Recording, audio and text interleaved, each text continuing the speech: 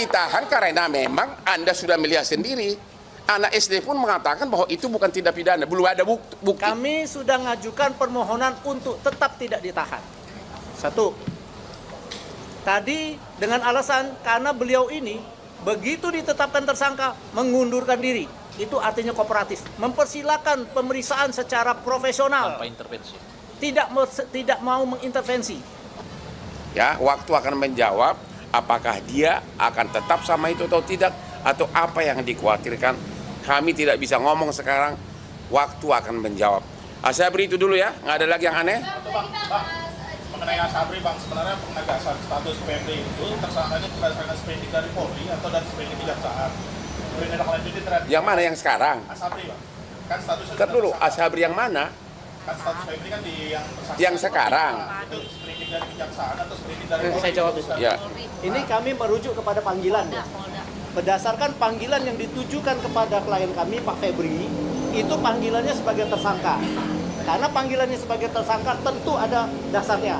Saya lihat dasarnya adalah sprindik yang ditetapkan oleh Polda Metro. Jadi intinya ini adalah pengalihan daripada tindak lanjut daripada Polda. Mereka menindaklanjuti dengan pemanggilan tersangka di sini. Di sini itu. Tapi memang di sana saya lihat juga ada sprindik dari Kejagung juga. Kalau sprindik dari Polda itu spesifik tanggal 6 Juli 2026. Kalau ini tadi pada tanggal berapa yang baru-baru ini dimasukkan dalam satu panggilan kami. Jadi kalau ditanya dua-dua menjadi dasar dan sebagai tersangka panggilannya. Udah dulu.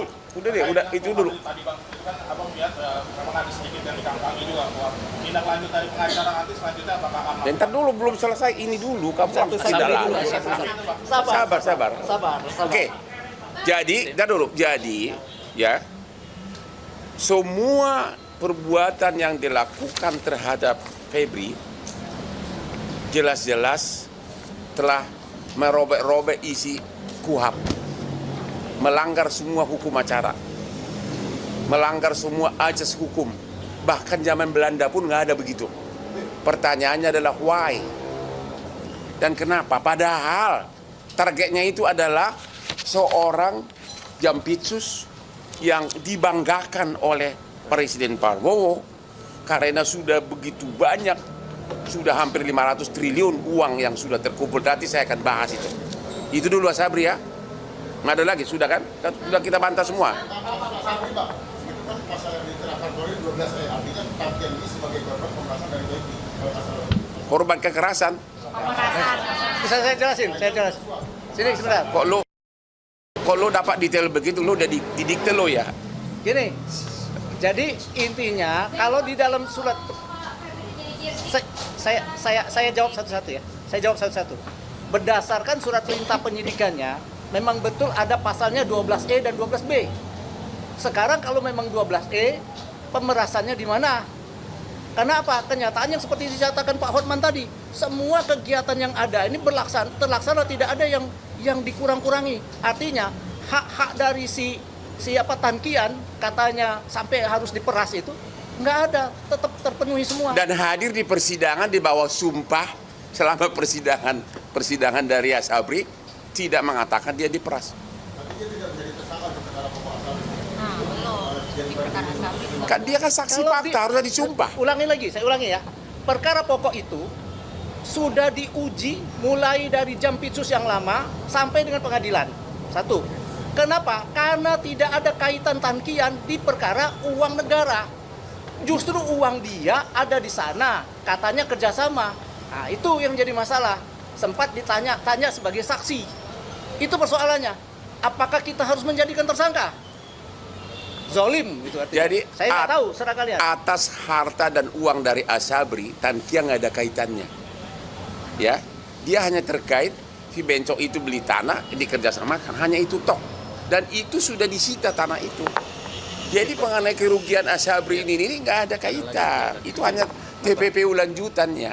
Nambah Bang Ijun, Pak. Ya. Bagaimana cara merasnya? Sementara fakta yang didalilkan, si Ferry memberikan uang kepada si Norman 5 juta, itu tidak betul. Itu adalah fitnah. Kedua, pihak karyawan money changer 7 orang pada saat mentalnya down diancam dengan pasal sumpah palsu kalau memberi keterangan palsu. Mereka menyatakan semua tidak ada uang 5 juta dolar masuk ke money changer. Itu yang pertama. Yang kedua, sekarang pertanyaannya adalah apa betul si Tangkian pernah ketemu Pak Febri? Pak Febri menyatakan, weh, gua minta sekian. Fakta itu nggak ada. Tangkian menyatakan nggak pernah ketemu Pak Febri. Kedua, si Pak Febri juga menyatakan tidak pernah menyuruh si Ferry Babi meminta uang ke Tangkian. Jadi konstruksi pemerasannya adalah konstruksi yang fiktif. Ada jalur di tengah yang putus. Bagaimana supaya itu bisa seolah-olah berjalan mulus sampai diserahkan ke Kejaksaan Agung, si Ferry Bobo tidak pernah di BAP sebagai saksi. Padahal dia adalah aktor utama, yang kerok dia, ahli fitnah. Monggo Bang dilanjut. Hah? Apakah Pak Febri dikriminalisasi? Menurut kau gimana? Lu punya otak nggak? Ya jawab dulu. Menurut kau gimana? Kalau tiba-tiba itu aja, jangan main dulu. Kalau kau tiba-tiba digeledah rumah lu sampai celana-celana lu misalnya dipamerkan, itu tanpa diperiksa saksi apapun, itu namanya apa? Jawab sendiri. Nggak, jawab sendiri dulu. Itu apa? Itu belakangan. Itu mendapatkan persetujuan belakangan mah gampang. Saya sudah 43 tahun pengacara. Itu didapatkan persetujuan belakangan. Sesudah disita dulu baru persetujuan. Siapa? Pak Febri belum pernah diperiksa. Belum ada pemanggilan. Yuk, dari awal saya udah bilang, langsung sudah diviralkan, ditanya juga enggak, dipanggil juga enggak, sudah langsung. Bahkan dari mulai cara membuka, belum dibuka. Udah videonya. Mesinnya aja, lemari mesin, udah masuk video, udah nyampe ke Singapura. Baru mau dibuka. Tadi tanpa diperiksa langsung ditolak. Emang lu nggak tahu, emang itu dia. Makanya, apa? Apa? Apakah akan ada pra-peradilan gitu? Sabar. Ada waktunya, oke? Tapi coba dulu pakai suara hatimu. Ya, ini jampitsus loh. Bagaimana masyarakat lemah. Itulah salah satu kenapa Hotman Paris turun yang kliennya berjubel konglomerat. Mana mungkin saya mengharapkan uang dari Pak Febri. Ya. Itu nanti gua jelaskan kenapa saya mau di sini. Apa? Katanya waktunya sudah selesai. Apa? Kita sudah disuruh selesai. Enggak, yang belum ada 2 lagi, Pak. Nggak bisa selesai. Sabar, Pak. Saya berwenang di sini. Yang kedua, itu satu ya. Yang kedua, biar jelas, Asabri selesai ya. Sekarang yang kedua soal soal itu dulu. Blackout. Ini yang paling lelucon. PT yang jadi supplier batu bara yang dituduh terlibat itu ternyata dia tidak supplier untuk Sumatera Utara. Iya, untuk Jawa Bali. Padahal blackout kan di Sumatera Utara dia untuk Bali dan Jawa. Ya terus apa kaitannya? Ngerti nggak? Suralaya. Ya nggak ada kaitannya Bali dan Suralaya. Itu jelas-jelas itu paling parah lagi. Ya dituduh dan kerugian 5 triliun dari mana? Orang cuma 2 malam belum pernah dihitung.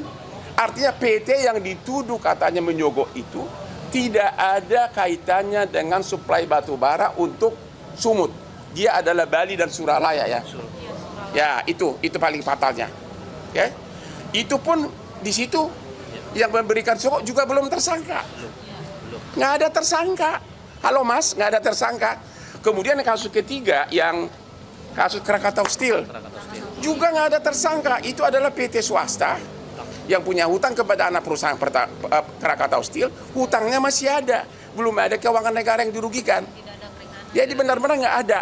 Karena agar gerak cepat, saya akan terangkan mulai yang poin lain ya. Ya sekarang kenapa si orang Hotman Paris yang sudah sukses mau? Ingat, saya 25 tahun sebagai pengacaranya Prabowo. Semua perkara besar dia termasuk adiknya Hasim saya yang pegang. Walaupun waktu dia menteri kehakiman, waktu Menhan pun saya sering diminta tanpa dibayar. Waktu saya di Singapura, saya kan operasi saraf kejepit. Jadi saya benar-benar nggak bisa bergerak karena 2 hari harus itu. Saya melihat benar-benar saya merasa miris. Karena apa? Jampitsus itu adalah yang dibanggakan oleh Presiden Prabowo karena dengan dia mendapatkan, negara mendapatkan sebagai Satgas PKH 300 triliun. Kemudian Dalam 1 tahun. dalam 1 tahun. Kemudian pengembalian kerugian negara dapat 130 triliun. Sudah 430 triliun kembali dibanggakan oleh Presiden. Bayangin orang yang kebanggaannya Presiden tiba-tiba dikriminalisasi bahkan tanpa pamit sama Presiden. Karena waktu saya di Singapura saya bikin akun bahwa nggak mungkin Presiden nggak tahu. Ternyata enggak. Itu 430 triliun. Lu bayangin coba. Disitulah saya merasa marwah dari klien saya yang sampai sekarang hubungan baik. Saya merasa tertantang. Walaupun saya namanya jadi sedikit karena 90% follower saya biasanya semua kasus viral yang melanggar hak asasi gue yang pegang gratis. Semua, termasuk Anda tahulah, semua yang di Indonesia ini. Mereka kalau ke Komnas nggak laku kasusnya. Kalau saya yang viral, bom. Sudah 10 tahun saya begitu. Kasus Yupita, kasus polisi yang kemarin juga yang bikin. Kasus Radit di Matar, kasus pesantren Lombok, kasus ABK kapal yang itu semua. Kalau udah saya ngomong, sukses semuanya. Aku dan Isa rutin konsumsi yogurt untuk perawatan perut. Yuk mulai perut care dengan yogurt. Subscribe, share, like, and comment. Subscribe, share, like, and comment. Subscribe, share, like, and comment. Subscribe, share, like, and comment.